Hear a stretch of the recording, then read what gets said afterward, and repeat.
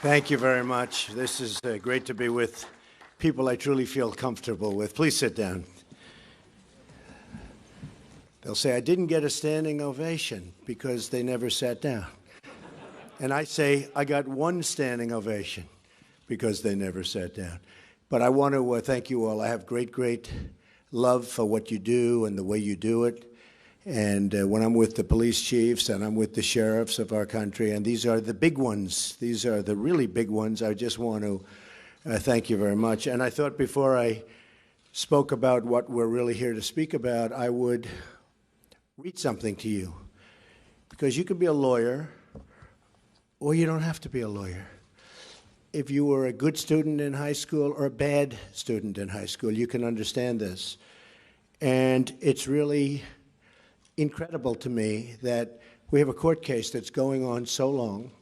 As you know, in Boston, we won it with a highly respected judge and a very strong opinion. But now we're in an area that, let's just say, they are interpreting things differently than probably 100% of the people in this room. I'd like to almost know, does anybody disagree when I read this? But I'm going to read what's in dispute, what's in question. And you'll see this. It's INA 212F, 8 USC 1182F. Suspension of entry or imposition of restrictions by the president. Okay, now, this isn't just me. This is for Obama, for Ronald Reagan, for the president.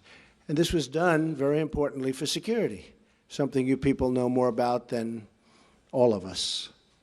It was done for the security of our nation, the security of our citizens, so that people come in who aren't going to do us harm. And that's why it was done. And it couldn't have been written any more precisely. It's not like, oh, gee, we wish it were written better. It was written beautifully. So just listen. Here's what it says. This is what they're arguing. Whenever the president finds that the entry of any aliens, okay, the entry of any aliens or of any class of aliens, so any aliens, any class of aliens, into the United States. So the entry of people into the United States, let's say, just to be precise, of aliens into the United States. So any time, whenever the president finds that the entry of any alien or any class of aliens into the United States would be detrimental to the interests of the United States, right? So if I find as president that a person or a group of people will be detrimental to the interests of the United States, and certainly there's lots of examples that we have, but you shouldn't even have them necessarily. He may be, and he may, by proclamation, and for such period as he shall deem necessary. Now, the only mistake is they should have said he or she. But hopefully it won't be a she for at least another 7 years. After that, I'm over. See? I just noticed that, actually. Just noticed it. I'm saying, whoa, this is not politically correct. It's correct, but it's not politically correct. You know, this is the old days. He may, by proclamation, and for such period as he shall deem necessary. So here it is. People coming in. Suspend the entry of all aliens, right? That's what it says. It's not like, again, a bad high school student would understand this.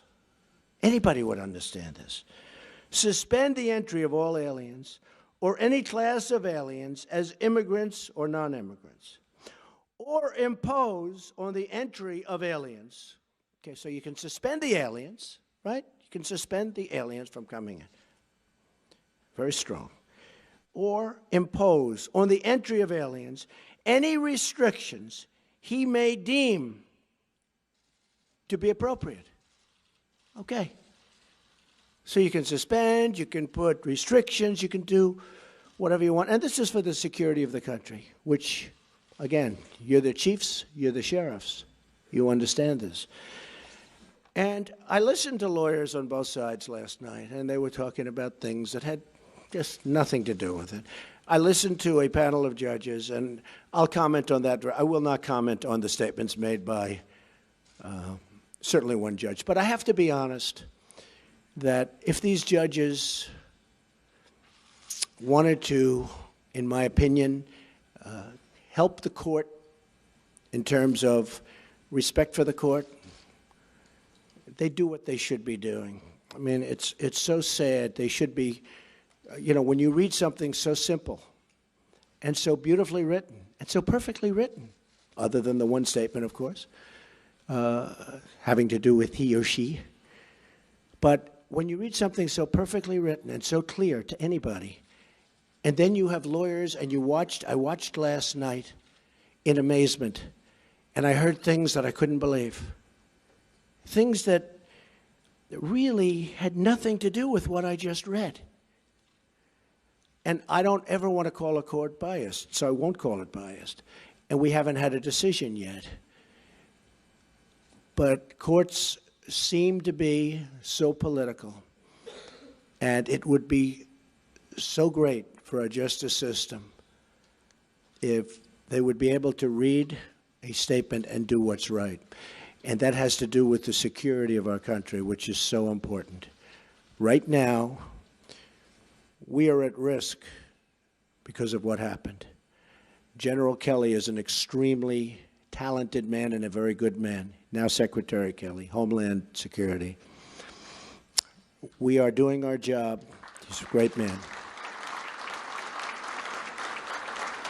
We're doing our job. And one of the reasons you probably heard that we did it so quickly, in fact, I said, let's give a 1-month notice. And then law enforcement, and General Kelly was so great because he said, we totally knew about it. We knew about everything. We do things well. We did things right. But the law enforcement people said to me, oh, you can't give a notice. Because if you give a notice, you're going to be really tough in 1 month from now or in 1 week from now. I suggested a month. Then I said, well, what about a week? They said, no, you can't do that because then people are going to pour in before the toughness goes on. Do you people agree? I mean, you know more about law than anybody, law enforcement. So I wanted to give like a month. Then I said, well, what about a week? They said, well, then you're going to have a whole pile of people, perhaps, with very evil intentions coming in before the restrictions. So there it is, folks. It's as plain as you can have it. I didn't, and I was a good student. I understand things. I comprehend very well, okay? Better than, I think, almost anybody. And I want to tell you, I listened to a bunch of stuff last night on television that was disgraceful. It was disgraceful. Because what I just read to you is what we have. And it just can't be written any plainer or better. And for us to be going through this, and by the way, a highly, highly respected judge in Boston ruled very strongly in our favor. You heard that. In fact, I said to my people, why don't you use the Boston case? And there were reasons why they couldn't use the Boston case. This one came later, various reasons. But use the Boston case. And I won't read that, but there were statements made by that judge who, again, highly respected, that were right on. They were perfect. They were perfect. So I think it's sad. I think it's a sad day. I think our security is at risk today, and it will be at risk until such time as we are entitled and get what we are entitled to as citizens of this country, as chiefs, as sheriffs of this country. We want security. One of the reasons I was elected was because of law and order and security. That's one of the reasons I was elected. Also, jobs and lots of other things. But I think one of the strongest reasons is security. And they're taking away our weapons one by one. That's what they're doing. And you know it, and I know it, and you people have been very unhappy for a long period of time. And I can read the polls maybe better than anybody, because it seems that I understood the polls a lot better than many of the pollsters understood the polls, assuming they were honest polls, which I think probably many of them weren't. I really believe that. But we need security in our country. We have to allow you folks to do your job. You're great people, great men and women. And we have to allow you to do your jobs. And we have to give you the weapons that you need. And this is a weapon that you need. And they're trying to take it away from you, maybe because of politics or maybe because of political views. We can't let that happen. So with that, let's get on to business, right? It's really something. Thank you.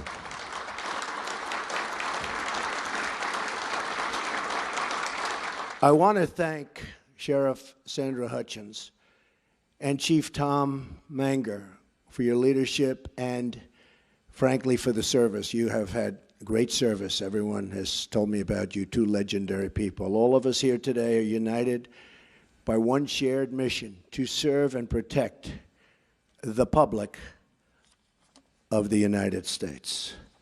During my campaign for president, I had the chance to spend time with law enforcement officials all across our country. They're the most incredible people you will ever meet. And I just wanted to say to all of them right now, from the bottom of my heart, thank you, thank you, thank you.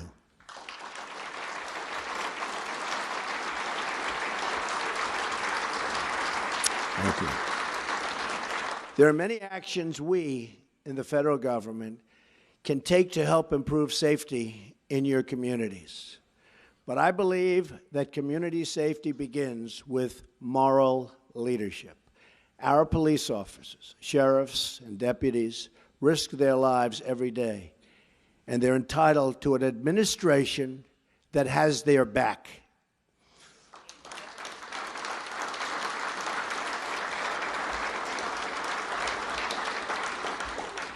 The first step in restoring public safety is affirming our confidence in the men and women charged with upholding our laws.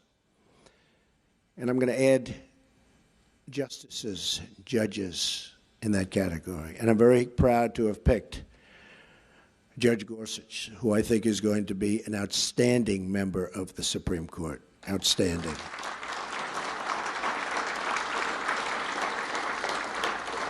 So I'd like to begin my remarks with a declaration issued to all of you and delivered to every member of the law enforcement community all across the United States. My message today is that you have a true friend in the White House. You have. I stand with you. I support our police. I support our sheriffs. And we support the men and women of law enforcement.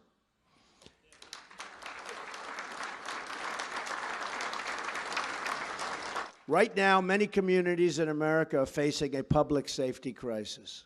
Murders in 2015 experienced their largest single-year increase in nearly half a century.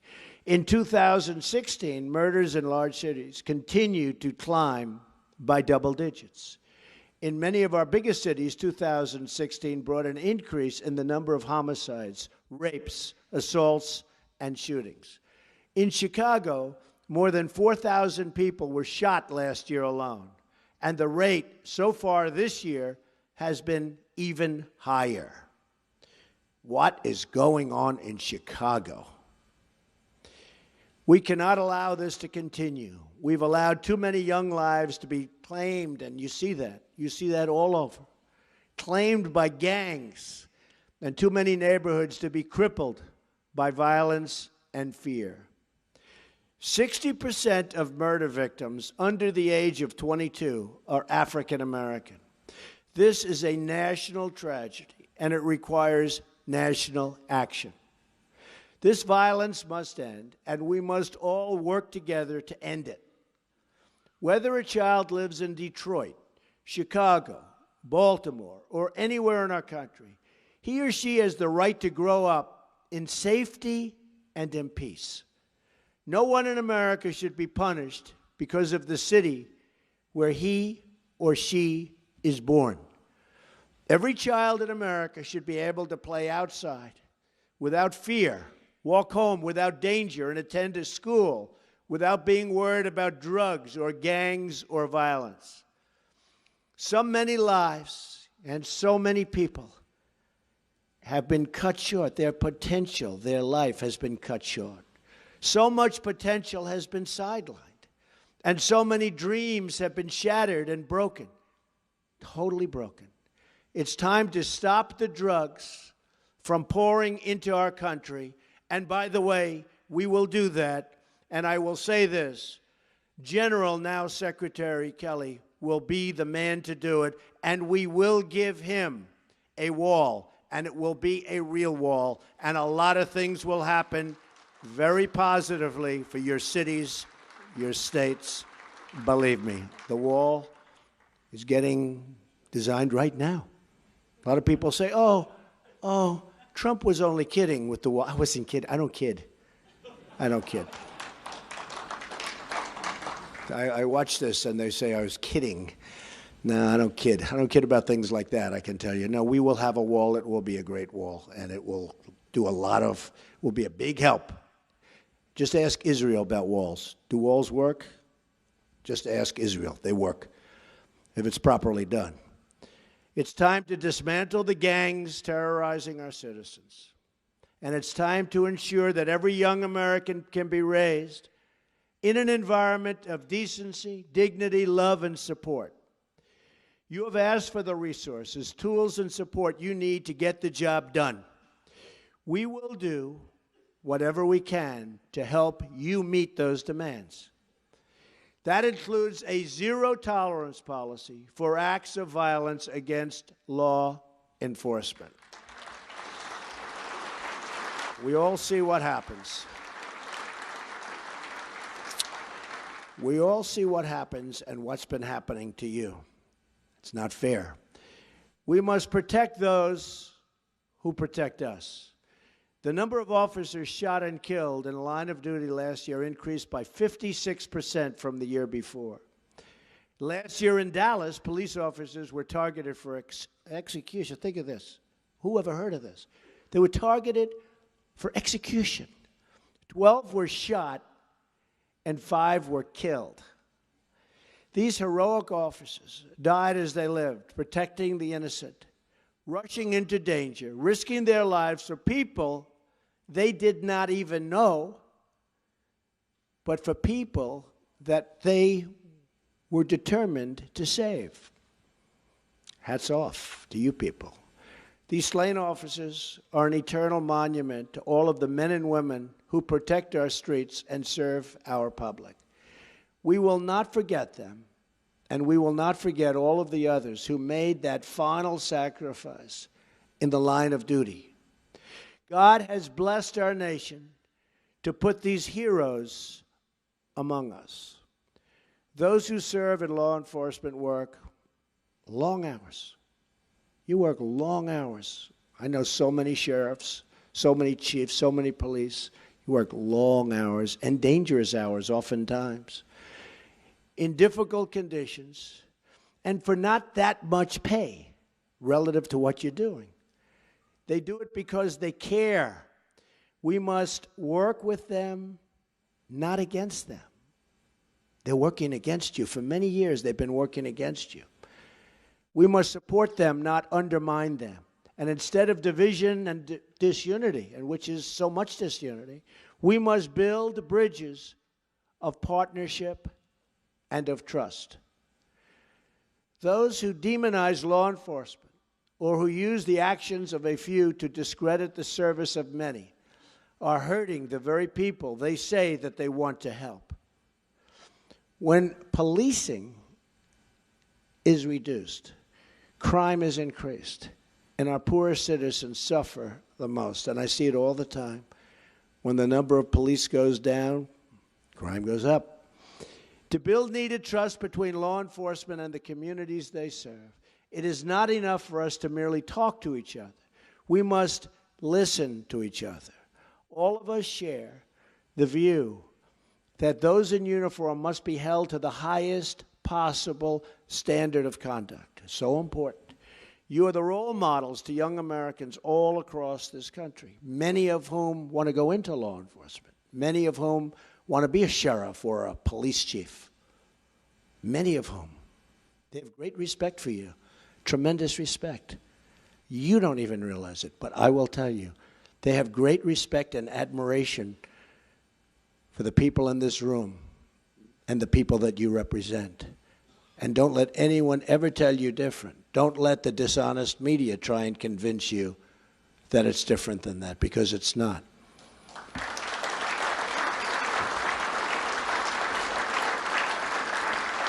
That is why our commitment to law and law enforcement also includes ensuring that we're giving departments the resources they need to train, recruit, and retain talent. As part of our commitment to safe communities, we will also work to address the mental health crisis. Prison should not be a substitute for treatment. We will fight to increase access to life-saving treatment to battle the addiction to drugs, which is afflicting our nation like never, ever before, ever.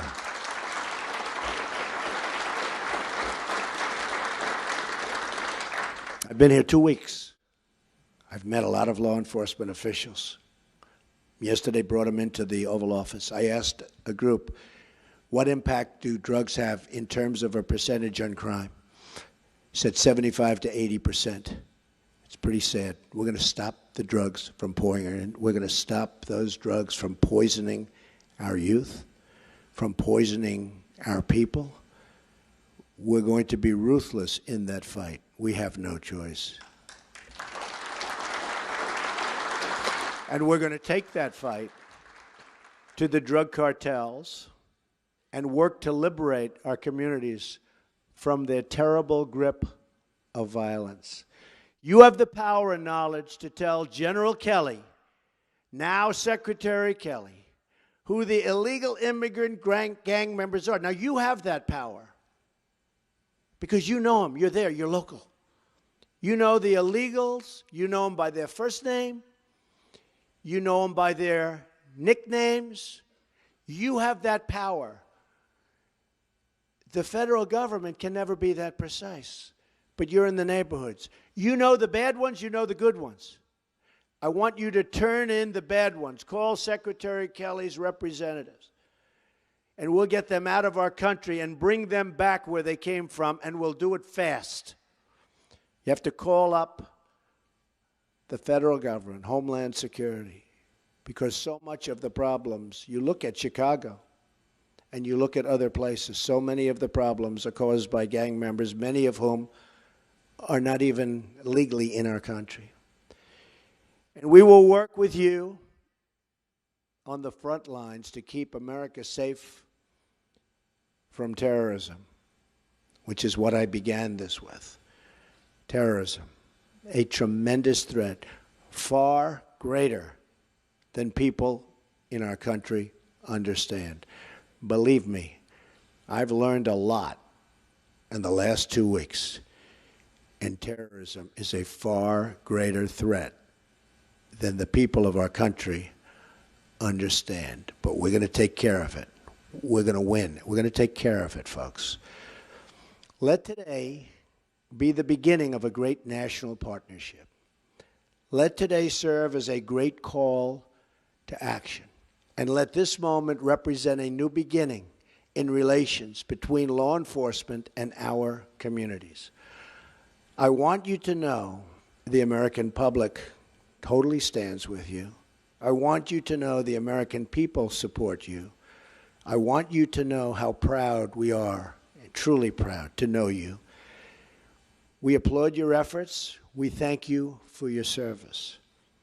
And we promise that you will always find an open door at the White House, an open invitation to our great cops and sheriffs nationwide. They're great people. You are great people. Thank you. God bless you, and God bless America. Thank you very much. Thank you. Thank you, everybody.